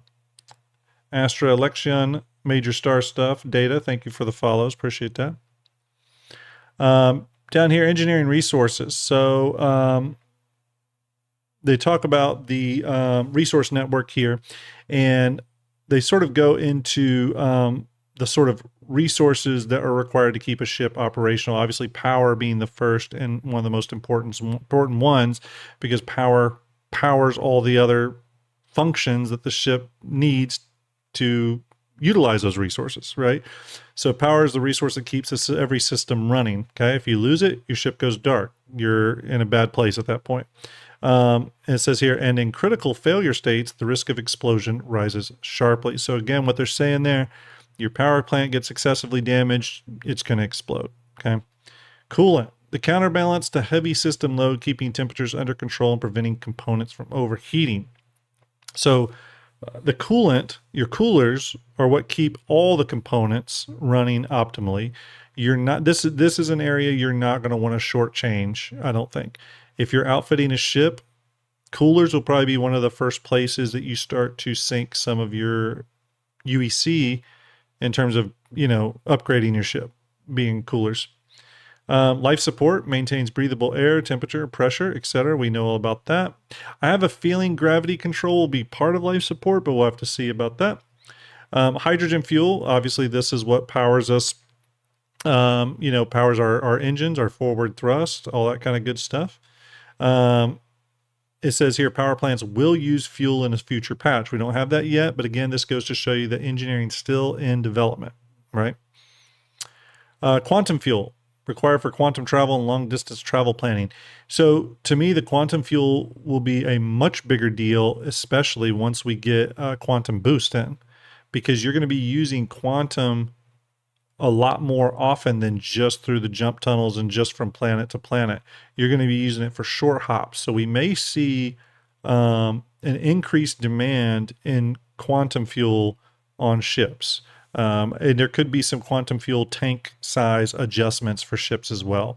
And again, they show this graphic here and how, for example, fuel and the coolers, how they affect all the other systems. So again, great graphic here. Love that CIG provided this. They need to do more of this. Okay. And then of course, power distribution. They talk about here some of those power distribution ranges there, low output, mid-range, high performance. Again, as an engineer, you'll want to determine what you're trying to do from a gameplay standpoint and then tune your power distribution accordingly, right?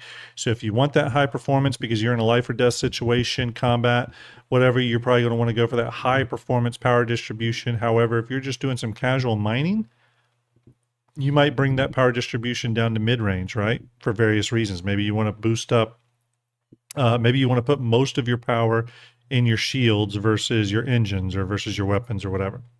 And then obviously they go into the engineering console here. Funny thing about this, I do like the engineering console. I think it works really well. The visuals sometimes can be a little muddy. I would like CIG to allow us to dial up and down the hollow model opacity or change the color. I'm going to bring up Doomer's, what does he call these? Ship Maps app here. If you haven't seen this, it's really, really cool. I'll post the link in chat. I thought he did a really great job in terms of readability here. Again, switching between the ships here, you can go to different decks. I just love how readable this is. It's a very quick read.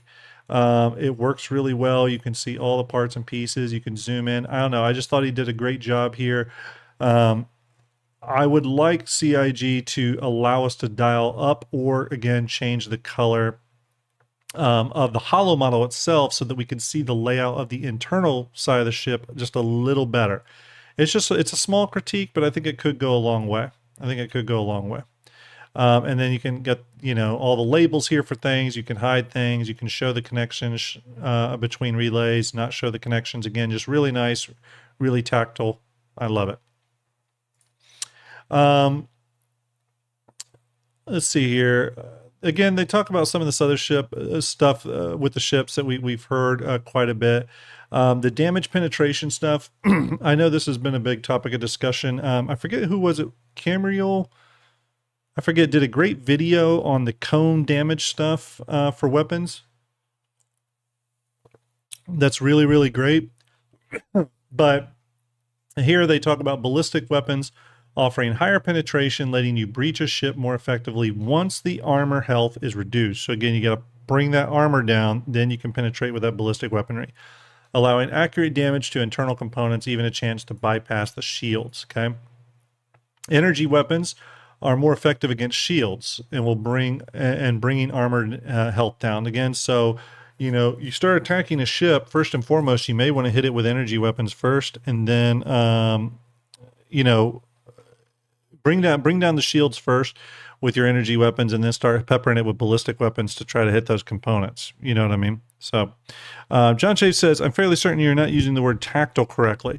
Well, I'm using tactile in regards to feel, metaphorical feel, not actual tactileness, but just the way in which I can manipulate the view with the mouse, and it's instantly readable and responsive on screen. There is a little bit of a lack of that in the engineering consoles. Not only is there sometimes a little bit of lag that disconnects the user input with what you're seeing, but also the gray color of the hollow model and the mesh that they're showing, the opacity on it's too high. It just makes the visual a little bit muddy. So I would like them to, again, bring that down a little bit. And it says here, explosives are mainly designed to destroy external components and damage armor. So that would, be torpedoes and missiles, stuff like that. And then distortion weapons affect nearby components at the point of impact. So I'm guessing distortion ignores shields. Am I right on that? Maybe chat knows better than me. Does distortion weapons ignore shields if it goes off, or are they just mitigated by shields to some degree? I'd be curious.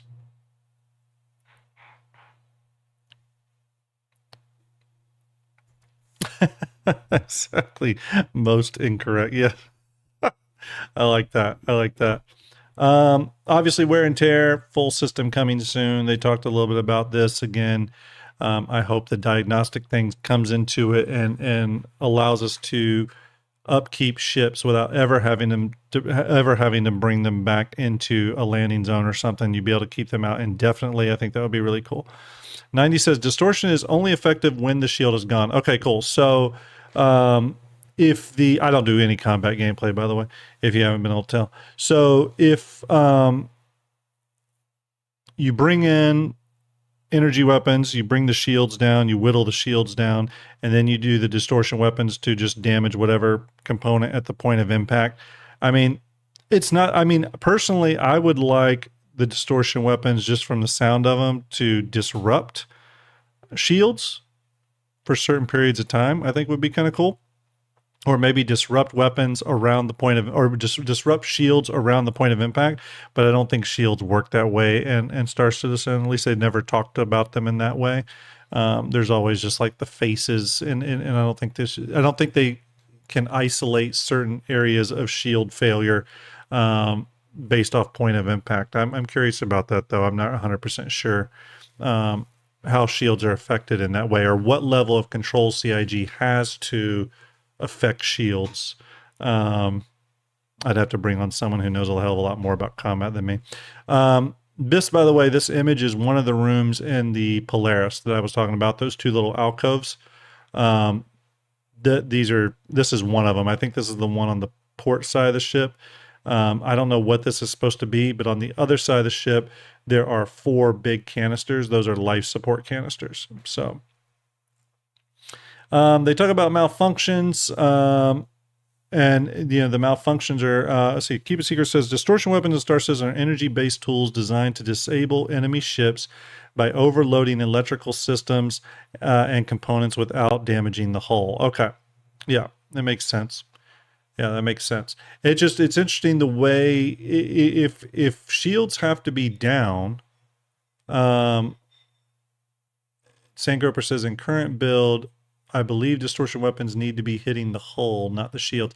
See, just the word distortion, just from like an energy standpoint, I would think distortion weapons, just from the sound of them, would interfere with shields, right? They would have some effect on shields. But obviously they're doing something different. Keep It Secret says they are highly effective at draining shields. Okay, and forcing a total power shutdown, allowing for non-lethal takedowns or bounty captures.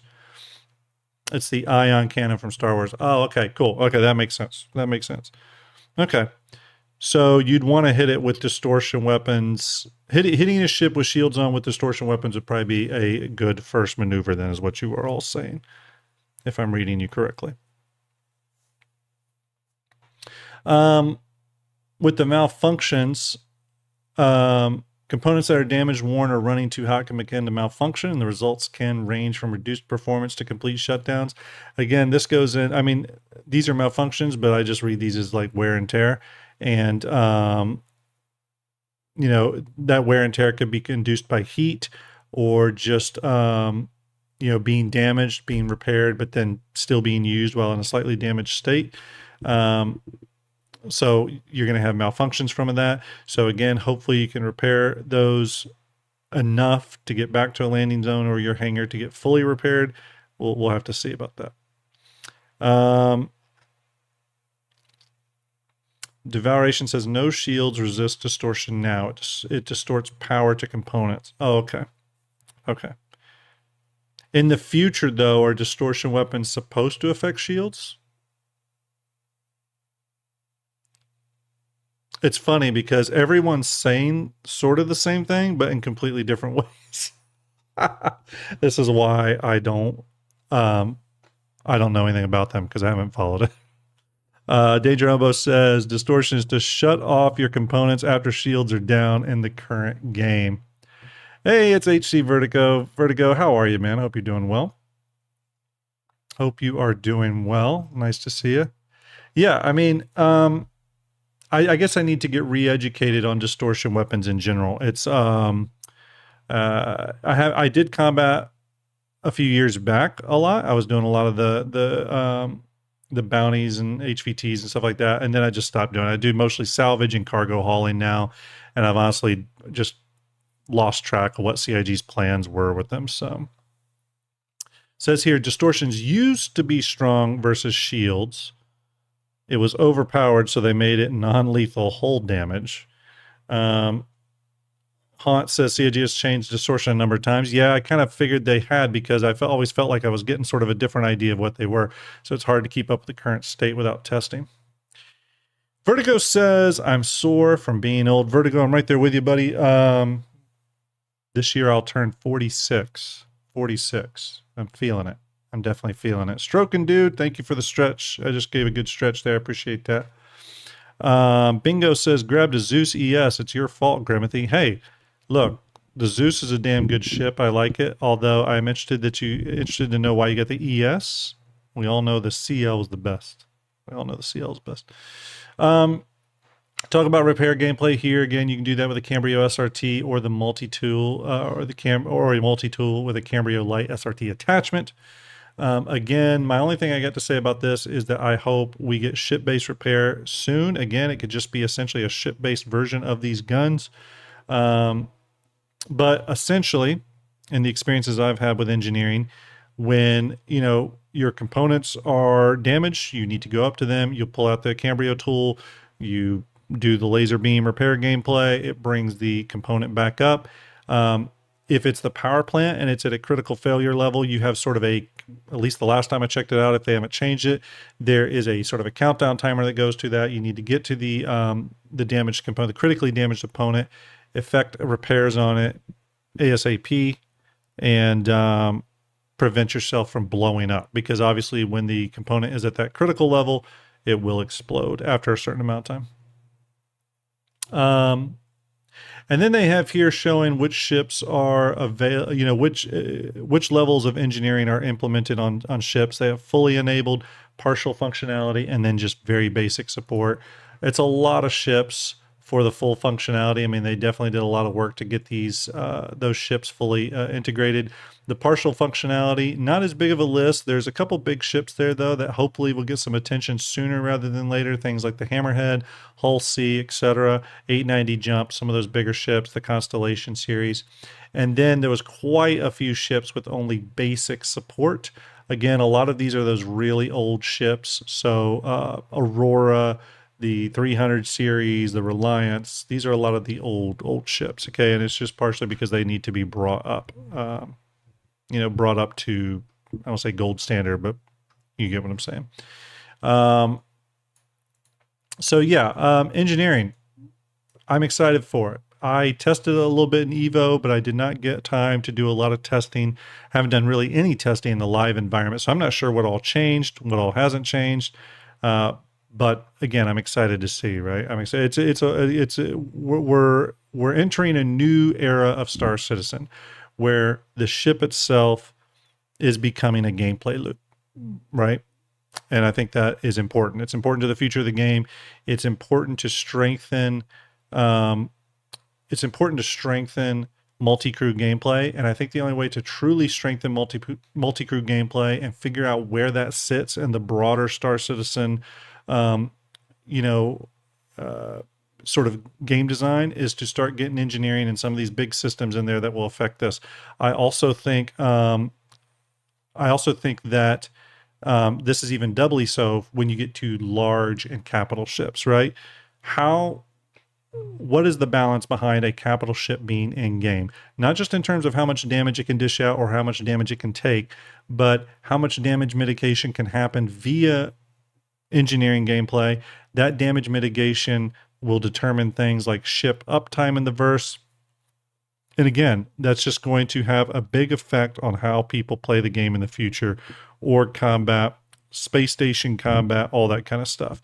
And there's also roll-on effects into industrial gameplay and stuff like that. We just, we'll have to see how all these systems come in. Nice that we finally got armor. Hopefully Maelstrom's not too far behind, because I do see Maelstrom being another big sort of disruptor to this entire engineering repair gameplay stuff. As a matter of fact, I look at this very much as like a tier 0 implementation, because Maelstrom seems like such a big system coming in that I can't imagine it's not going to have a massive impact on all this. A few more questions here, and we'll get to our giveaways. Again, if you want to get in on the giveaways, if you want a chance to win either a Elysium patch bundle or a Disrupt patch bundle, all you got to do if you're on YouTube is go to the link pinned to top of chat, leave a comment on that video. That is my episode 4 of my new player guide. Just leave a one-word comment there. Hey, hello, how are you? If you're over on Twitch, do !ticket to buy your tickets on Twitch. I'm going to take a random comment from YouTube, and I'm going to take the Twitch winner. I'm going to put you in the random wheel of names. We're going to spin it, and you will get to choose which patch bundle you want. And then also giving away that Drake Golem game package, courtesy of our good friends at CIG. And that does come with LTI. And to get in on that, all you got to do is go to the Gleam link that I just posted into chat. Okay, the Gleam link was just posted into chat. If you're on Twitch, I'll go ahead and pin that. On YouTube, I have the patch bundle link patched or pinned. So there we go. All right, let's get to a couple of questions. We'll leave our Vandal ships up here while we're talking. Let's get to a few more questions here. Cynic Fenrir says, do you think with Vandal emerging more into the verse and CIG's willingness to implement Mark II variants, we could see that Vandal ships will be more in line with the original semi-organic designs, breaking away from Asperia human reconstructed versions? I probably not, because I think that CIG just wanted to redesign the Vandal stuff. I think well, actually, no, I see what you're saying there. I would say, I mean, possibly. I think though, when people, if someone did something to get a Vandal ship, or someone wants a Vandal ship, then they're going to want a Vandal ship, not like a weird human reconstruction of it. We'll have to see though. I'm kind of curious to see how they do that. Personally, I think CIG is going to lean more heavily into these organic versions that are sort of the new Squadron 42 style. I think that's the intent behind these. I think those older designs, they're just going to completely phase out. I don't think we'll be able to access them once they put these skins into game. Iceer97 says, could the Mauler be that battlecruiser they want to announce at Invictus, or is it possible that will be it? So, no, the battlecruiser they want to announce at Invictus will be a UEE ship. I'm expecting it to be either Anvil or RSI. Anvil or RSI. Probably Anvil, but we'll find out at Invictus. We're gonna have some streams on that ship as well. Shibusen says, question, do you think we will get any lawful systems soon? If you're talking about planetary systems, obviously Terra will come at some point. And we have Stanton, which I guess is lawful, right? Is that what you're referring to? I mean, Terra for sure is lawful. That'll be the last system we get before 1.0. So I don't think we'll get them soon, if that's what you're saying. Or if the question is, Gentox says Terra and Castra are both lawful. Okay, is Castra lawful? Yeah, that's right. I think I have heard that. Yeah, Castra, right. When could we get Castra, I guess, is the question you're asking. And I would say there is a small, very small likelihood we'll get Castra at the end of 2026. More likely it comes in 2027. Let's see here. Ashhole says, do we even know if the Vandal even have PDCs on their ship?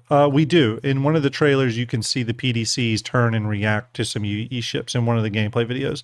I don't have that queued up or I'd show them, but yes, you do see a moment where there are PDCs on the ship, or at least they look to be PDCs. I guess I should say that so that I'm not being overly,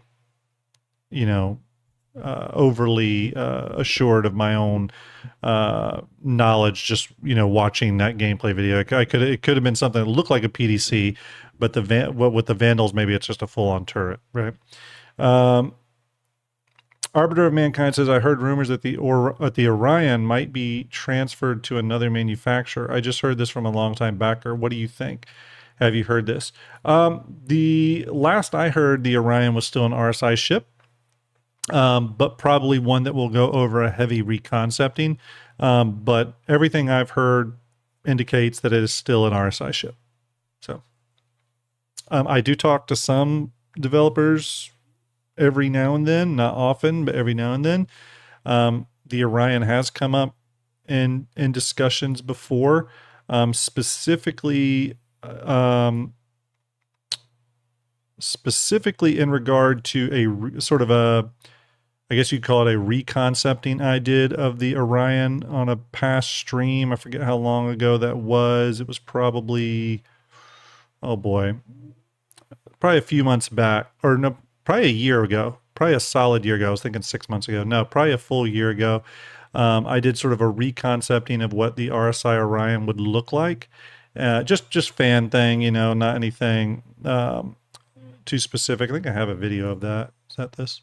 And I know a developer reached out and just had said that they had liked it and thought it was cool. And I'm pretty sure in that communication they said your concept of the RSI Orion looked really cool. So that's the, I mean, again, I haven't heard much more than that.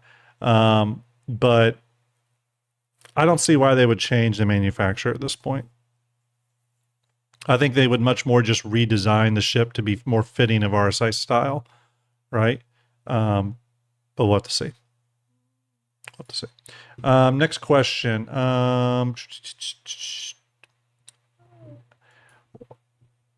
Inkasuni says, one of the last engineering patches before it went live mentioned that the Idris M was receiving a different armor profile than the Idris B, but I can't find any info about it.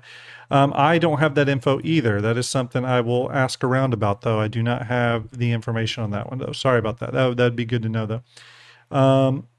Aiden says, out of curiosity, due to them not releasing a November monthly report, if they merge November and December's into one in January, do you think the Ironclads both are probably far ahead in development at the moment? Yeah, I mean, I think they're tracking pretty well for their DefenseCon debut. Again, I've been no stranger in saying that I think the Ironclads are coming at Drake DefenseCon next year in May. I think both of them are coming out. It's all tracking with development, with feature work, with the command module. It all seems to be lining up for that. Mr. Blarkin says, question, is there a Vandal named the Vandal? Perhaps could be their salvage order. Nope, there's not. There's not. That would be a great ship name, though, the Vandal. Let's see here. CableX says, Grim, do you think that CIG reducing the number of ships in the Praetorian package from 66 to 30 and adding the Javelin signals that it will be in game soon? Yes. I guess I would, well, no, in regards to the Javelin. I think they switched it around like that because they wanted to put ships in there that I think were more higher value ships because they're newer ships and have not as many outdated feature sets surrounding them. In specific regards to the Javelin, though, I do think we're going to get the Javelin in 2026. I do feel pretty confident about that. I'm a Javelin owner. I do feel pretty confident about that. And for no other reason than that, I just think it's very possible. Gin and Tonic says, do you think the addition of the secondary health bar after you've been disabled pretty much obviates a lot of the advantages of engineering, as people will just keep firing until you blow up, just like having people poddling defeated? Yeah, 100%. I mean, I don't know why CIG did that. I'm hoping that is something that will be disabled sooner rather than later. I think they're going to get a lot of pushback for that. Dillman says, question, what are your thoughts on on ships coming preloaded with fuses and SRT canisters and ship storage lockers? I think for the initial phase of engineering testing, I think it's a smart decision. It just allows us to test engineering with just some quality of life stuff. They could roll that back later. Again, remember, we're in alpha. I think for alpha testing, that makes total sense. Why not? It just allows us to test it better. Sandgroper says, question, now that we have fire mechanics, will we get personal flamethrowers soon? Anything's possible. Anything's possible. I don't see why not. Be interesting. Yeah, I think we probably could. I think we probably could. Fifth 5262 says, question, do you think they're going to keep the Vulcan with drones, or will they give up and go beam citizen? I think it will have drones. I could see it getting beams as well, though. So it would have two ways of repairing, beams and drones. I could see that, but it'll keep the drones. Devil Dog Game says, do we have a roadmap or some idea of how/when Nix will start getting additional plants, locations, etc.? I'll be honest with you. I'm thinking pretty soon. I'm honestly targeting Q2 for Nix 1 to come into the game. That's what I'm thinking. Yeah, Spike 6K, congrats to you on your win of the Downburst patch last stream. Nice to see you. So yeah, I think Nix 1 could come Q1. Why not? Or sorry, Q2. It won't come Q1. It'll come Q2. I could see that being possible. Nikolai Vico says, what do you think happened to the Pioneer? It was in development at SitCon 2024. We had a silhouette, showed up in the monthly reports, and even a few videos, then radio silence. I think it's just going to be a long in development ship. So it's got several road blockers, such as ground resource extraction, which almost assuredly requires Genesis planets to have ground-based resources like that. It's got fabrication hangars, crafting stations. It's got drones. All those things we do not have in game yet. They're starting the ship now because they know it's going to take like 2 years to make.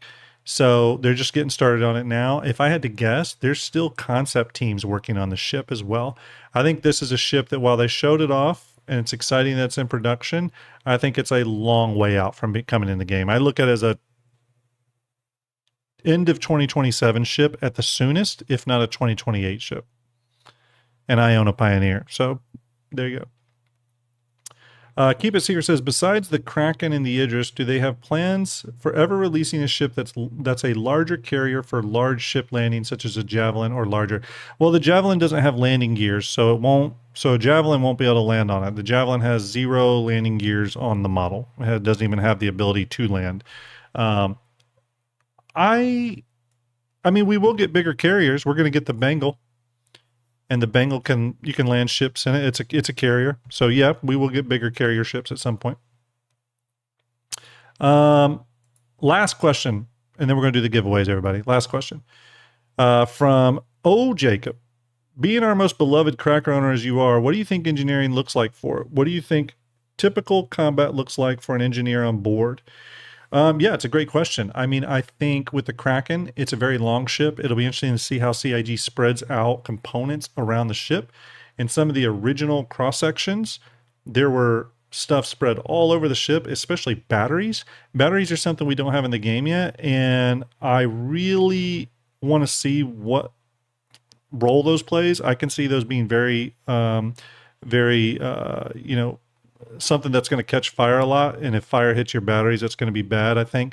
I think CIG mentioned that in some really old documentation. Either way, the Kraken has batteries spread out the length of the ship, so it'll be interesting to see how that's accomplished by engineers on a Kraken, and how many engineers you're going to actively need or working actively on the ship to cover it. I would think 3 at a bare minimum.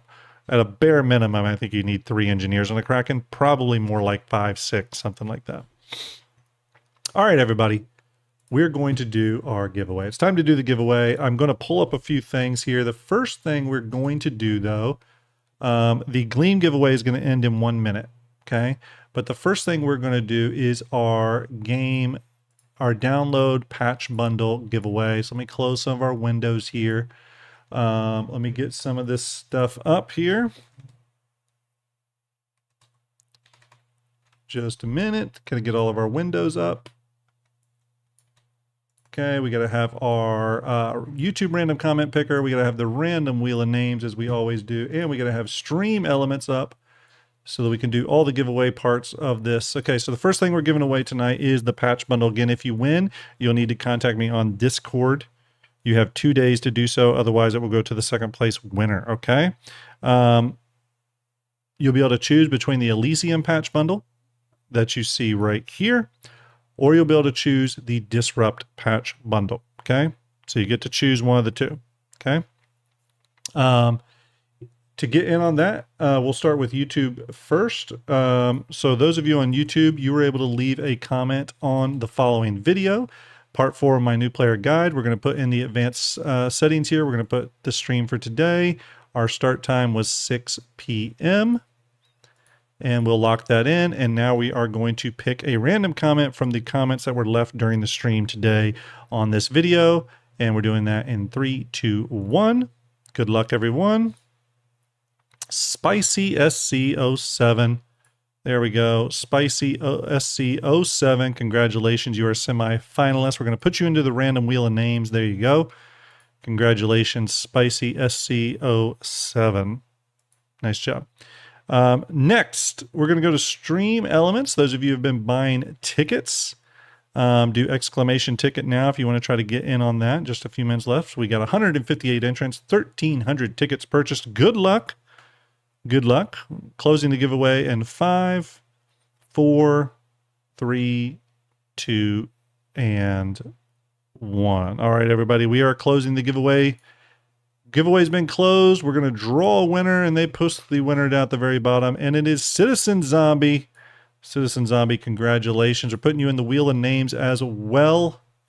Okay, we're going to take both of the names, by the way, and we're going to duplicate it a few times to make the wheel a bit more interesting. All right, we're going to spin it. Whoever wins, you need to DM me on Discord, StarJump_Grim. I'll confirm you. You have 2 days to do that. If you don't, then the prize will go to the second place winner. Okay, here we go. Spinning the wheel in 3, 2, 1. Good luck, everyone. This is for the Elysium or Disrupt patch bundle. And it's Citizen Zombie. Citizen Zombie, are you in chat? Citizen Zombie, are you still in chat on Twitch? I think you are, maybe. There's, yeah, Citizen Zombie is there in chat. Citizen Zombie, say hello if you're there. Say hello, say hello. I see he's still watching. Did he pop up? I haven't seen it yet. I haven't seen it. Oh, there's Citizen Zombie. Okay, Citizen Zombie, congratulations. So here's what I'm going to do, Citizen Zombie. I'm going to whisper you. I'm going to whisper you on Twitch. I'm going to say congrats. All you got to do is send me your email and which patch bundle you want. Again, you can either choose the Elysium or the Disrupt patch bundle. I will send that to you later tonight. Again, I have whispered you on Twitch. Okay, I've whispered you there. All right, next, we are doing the Drake Golem giveaway via Gleam. Okay, oh, don't forget, everybody. Don't forget. Just by watching the stream tonight for at least 30 minutes, you all gained entries for my 2 big giveaways next year. During Invictus, I'll be giving away an Ironclad. And at IAE next year, I'll be giving away, I just flicked you all off. Sorry about that. On IAE next year, I'll be giving away an RSI Galaxy. Everybody who watches a stream for 30 minutes or more gets their name pulled by an app I'm using. That name gets put in a reservoir and it will get entered into those giveaways automatically when I do the giveaways. Okay.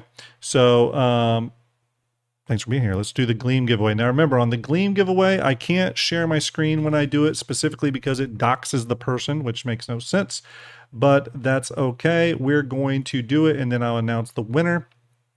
It is over. There were 5,000 entries. People were excited for that one, I guess. So we're going to go to winners here and draw a winner, and going to draw that now. We'll see. Maybe this person is watching. I don't know. Oh, I do know. I've seen this person in chat before. Galloway Away is the winner of the Drake Golem. I will type their name down here in chat. There we go. Galloway, congratulations. You have won the Drake Golem starter pack with LTI, courtesy of CIG, our good buddies at CIG. Really, really cool starter package. Comes with a Drake ship, so how can you not go wrong, right? So big thanks for everyone who entered that. Really do appreciate it. Yeah, that's mostly it, everybody. We talked about engineering. We talked about the Vandal ships, which are pretty exciting. We had a good time doing that. And that's mostly it for the show. I hope you all enjoyed it. Those of you on Twitch and YouTube, thanks for showing up tonight. Again, you got those numbers up. We had 234 with no raids on Twitch, which is incredible. And on YouTube, we got 170. Both communities are just killing it right now. And again, I really, really appreciate that. I cannot thank you enough. So here's what we're going to do. We are going to raid someone. I'm going to raid someone who is a very early StarJump supporter, one of the very first content creators out there that supported StarJump and what I do. So I've always been greatly appreciative of him and consider him a good friend. So I'm going to send you over to him. Make sure when you go over there, give his channel some love for me. Do that as a favor from me. Hit the follow, all that kind of good stuff. He deserves it. He supports streamers and content creators before they're big. So that's very, very appreciative. So I'm going to send you over to DG360. Okay. I want you to give him some STARJUMP love when you go over there. You will look to find me on Sunday night. I'll be back Sunday night, and I will be giving away another ship. I won't tell you which ship, but another ship. Okay. So sending it over to DG360 right now. Everyone have a great night. Nice to see you all. Talk to you all very soon. Love you. Appreciate it.